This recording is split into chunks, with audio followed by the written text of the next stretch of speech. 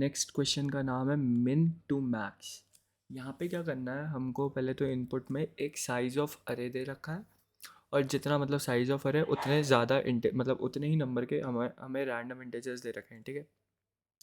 अब मुझे क्या करना है, जो जब मैंने ये स्टेटमेंट पढ़ा प्रॉब्लम का, तो बेसिकली क्वेश्चन हमें ये कह रहा है कि जितने भी इंटीजर्स हमको दे रखे हैं ना, उसमें से जितनी भी मिनिमम वैल्यू है, मतलब उस अरे की जो मिनिमम वैल्यू है, सारे बचे हुए इंटीजर्स को उसी मिनिमम वैल्यू के मतलब चेंज कर दो, और जितने भी नंबर ऑफ ऑपरेशंस आ रहे हैं उसको आंसर में रिटर्न कर दो।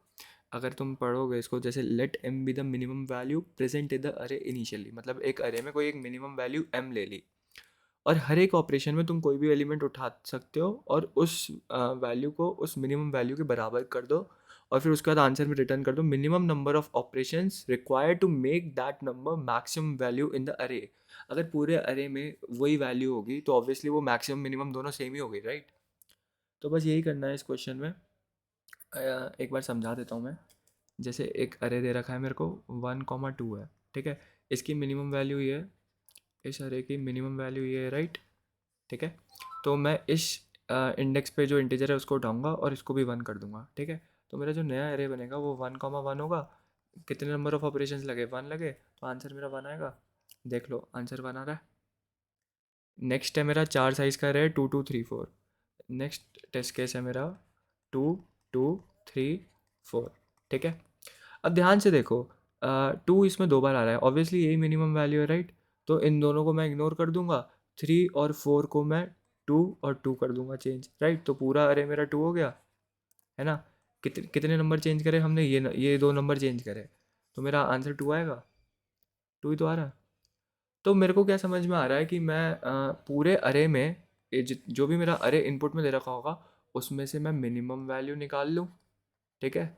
वो मिनिमम वैल्यू के अकरेंसेस कितने हैं, क्योंकि यहाँ पे 2 बार आ रहा, राइट, 2 बार आ रहा था ना। और क्या पता किसी टेस्ट केस में 2 से ज़्यादा बार आ जाए, तो मिनिमम वैल्यू के ना अकरेंसेस भी काउंट कर लूँगा, काउंट अकरेंसेस, ठीक है। और उसको साइज ऑफ अरे, जो मेरा अरे का साइज़ है उससे मैं इस काउंट को माइनस कर दूँ तो मेरा आंसर आ जाए। जैसे इस अरे का साइज़ कितना है, 4 है, 2 बार मेरी मिनिमम वैल्यू आ रही थी, है ना। -2 करा तो 2 आंसर आ गया, राइट।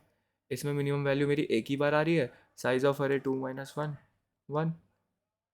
लेकिन कुछ टेस्ट केसेस, जैसे अगर मेरा साइज ऑफ अरे, अगर मेरे एक अरे में एक ही वैल्यू है तो ऑब्वियसली मिनिमम मैक्सिमम है, राइट। तो इसमें ज़ीरो लगेगा। तो ये हम ऐसी इफ़ स्टेटमेंट एक लगा देंगे और उसमें ये लिख देंगे कि अगर ना मेरे मतलब पूरे अरे में अगर एक ही वैल्यू है तो सीधा सीधा आंसर ज़ीरो कर दो, ठीक है। तो बस यही था इस क्वेश्चन में, और कुछ नहीं था। तो मैंने यहाँ पे अनऑर्डर्ड मैप यूज़ किया हुआ है। तो पहले मैंने क्या करा है, पहले तो मैंने साइज ऑफ अरे इनपुट ले लिया और फिर मैंने एक अरे इनिशियलाइज कर दिया, ठीक है। फिर मैंने क्या करा है, एक अनऑर्डर्ड मैप ले लिया। अनऑर्डर्ड मैप एसटीएल लाइब्रेरी होती है जो कि यूज़फुल होती है ये सर्च ऑपरेशन, और मतलब तुम इनिशियलाइज अगर कोई वैल्यू इसमें इंसर्ट करना चाहते हो या डिलीट, वो सारे operations O of one time में कर देती है। तो मैंने ये यूज़ कर लिया। अगर किसी को अनऑर्डर्ड मैप नहीं आता तो वो डायरेक्ट इस अरे से भी काम कर सकता है, ठीक है। तो डायरेक्ट अरे से भी काम हो सकता है, हमें ज़रूरत नहीं है, ठीक है। तो जब मैं अनऑर्डर्ड मैप लिया फिर मैंने उसमें सारी वैल्यूज़ जितने भी इस अरे में है ना, अरे में जितनी भी वैल्यूज़ हैं वो मैंने इस अनऑर्डर्ड मैप के अंदर डाल दी। अनऑर्डर्ड मैप में मैं क्या कर रहा हूँ, ये जैसे इंट कॉमा इंट लिखा हुआ है, इसका मतलब है जो मेरी वैल्यू होगी वो इस वाले उसमें स्टोर होगी, और जो मेरा काउंट होगा वो सेकंड में स्टोर होगा। आई डॉट फर्स्ट, जो मतलब जो भी वैल्यू होगी, मतलब 2 वैल्यू स्टोर करा रहा हूँ मैं। एक मैं उस नंबर को स्टोर करा रहा हूँ और वो कितनी बार आ रहा है उसे स्टोर करा रहा हूँ, ठीक है। तो वो तुम एक अरे ले लो, 9 साइज़ का अरे ले लो, और उसमें सारे नंबर्स को स्टोर करा के भी कर सकते हो। मतलब उस पर्टिकुलर इंडेक्स में, मतलब मैपिंग कर रहा हूँ मैं एक तरीके से। एक पर्टिकुलर इंडेक्स जैसे 1 नंबर है, उस पर्टिकुलर इंडेक्स पे तुम उसका काउंट स्टोर करा सकते हो। तो ये काम तुम अरे से भी कर सकते हो। मैं अनऑर्डर्ड मैप ले लिया। अगर किसी को डाउट होगा तो मेरे को बताना, मैं कमेंट सेक्शन में अरे वाला सॉल्यूशन भी पिन कर दूंगा जिसको अनऑर्डर्ड मैप नहीं आता। तो मेरी पहली कंडीशन ये है कि साइज ऑफ द अरे अगर 1 है तो सीधा सीधा ज़ीरो प्रिंट कर दो और नेक्स्ट टेस्ट केस पे चले जाओ, ठीक है। तो मैंने यहाँ पे कंटिन्यू कर दिया कि मेरे को आगे वाला ना लॉजिक चलाने की ज़रूरत ही नहीं, क्योंकि मेरा आंसर मुझे पता है ज़ीरो है। सीधा सीधा एक काम करो, नेक्स्ट टेस्ट केस पे चले जाओ, इसलिए मैंने यहाँ पे कंटिन्यू स्टेटमेंट यूज़ करा है। तो ये नेक्स्ट आइट्रेशन में स्किप कर देगा और ये सारी लाइन्स को एग्जीक्यूट नहीं करेगा, ठीक है।